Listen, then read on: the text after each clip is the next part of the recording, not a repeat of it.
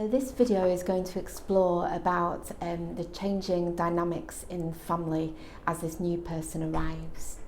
What I would like you to do is to follow a link to explore an activity called Mums and Partners Day. This is two scenarios that are written about a Mum's Day and a Partner's Day. And this is exploring as a couple what might change when the baby's born. What I'd like you to do is to read your own scenario first and then to read your partner's scenario. And it's an opportunity to prompt some good discussion about how things might change once the baby arrives. This is again something that comes out when we speak to parents a couple of months down the line. What do you wish that you'd known? What do you wish that you'd discussed or prepared for? And changing dynamics as a family is a big one. So do have a go at doing this exercise, and it's really good to prompt some discussion with your partner about how life is going to change. It also is a means of keeping communication open, of realising that maybe your partner does have a period of leave from work to be at home to support you and the baby in that first couple of weeks. But then perhaps they need to return to work and things change. And that potentially mum and partner have had a challenging day in different ways, but the importance of then communicating that to each other, working together as a team and enjoying that family time as well.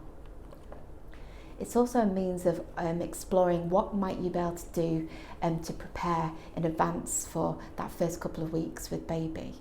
So simple things like perhaps making sure that you've got your freezer as packed as it can be with lots of meals that are kind of prepared from scratch and nice and nutritious and ready to get defrosted and heated up. So go ahead and make curries, lasagnas, shepherd's pie, whatever it is you fancy in big batches, get them portioned up in the freezer. So to be able to get something out and to heat it up and have with some veggies or some salad is really great.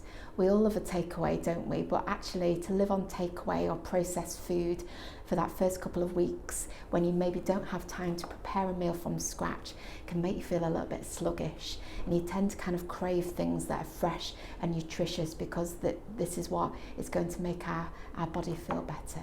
So get stashed up with that freezer.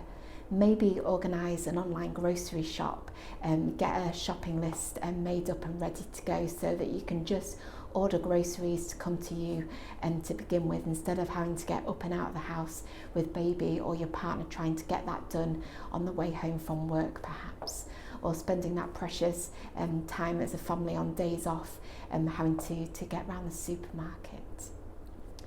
Typically we have a period of nesting before your baby's born, so this is a period where perhaps mum has a desire to kind of spring clean, to tidy, to organise, to get everything done. I think I'm a bit like that all the time anyway. I like things being just so, but many ladies will report this nesting. Maybe this is never nature's clever design that to realise that we may not get opportunity to do this once the baby arrives, so it's kind of directing us to get that done in advance. Think about who you can have for support, okay? You know, everyone wants to come and see you and your baby, obviously different times at the minute with the pandemic, but when people are coming round to see you, then let them help you, okay? When they come round, ask them to put the kettle on and make you a cup of tea, ask them to make you a sandwich if it's 5 o'clock and you haven't had your lunch yet. Friends, family who you're close to, ask what they're having for dinner. They're having a casserole, a lasagna. Brilliant, can you bring me a portion round as well? Let people help you, let people support you like that, and good friends and family will be in a position to do that. Things that matter, so your responsibilities and your priorities are likely to change once the baby's born. So for me, I'm very house proud. I like my house just so. And before I had my baby, making sure my home was clean and tidy and everything was in its place and order was really important to me. But actually that didn't work with having a newborn who was reliant on me for all of his basic needs. So some things had to rest. Important things like keeping your bathroom and your kitchen reasonably hygienic are important, but a bit of dust, a bit of clutter, a bit of untidiness isn't going to matter. You know, perhaps letting that ironing pile stack up doesn't matter anymore. What matters is meeting your baby's basic needs and looking after yourself and getting some rest. Many midwives will say this to you repeatedly: rest when you're able to get rest. If your baby's sleeping in that first couple of weeks, try and get some rest as well. Babies can't differentiate between day and night to begin with, and many babies are nocturnal to begin with. Perhaps in your pregnancy you're more aware of your baby's movements in an evening and overnight. That's perhaps your baby's signal to you that they're in a bit of a nocturnal pattern already, and that is going to take some time to adjust until your baby gets a sense of kind of routine and day and night. Every baby is different, and some babies take some time to develop any sense of routine, be this many months or even to nearer a year of age or longer. And every baby's different and will develop that at their own sense of time when they feel that they've made that safe and secure connection with a new world.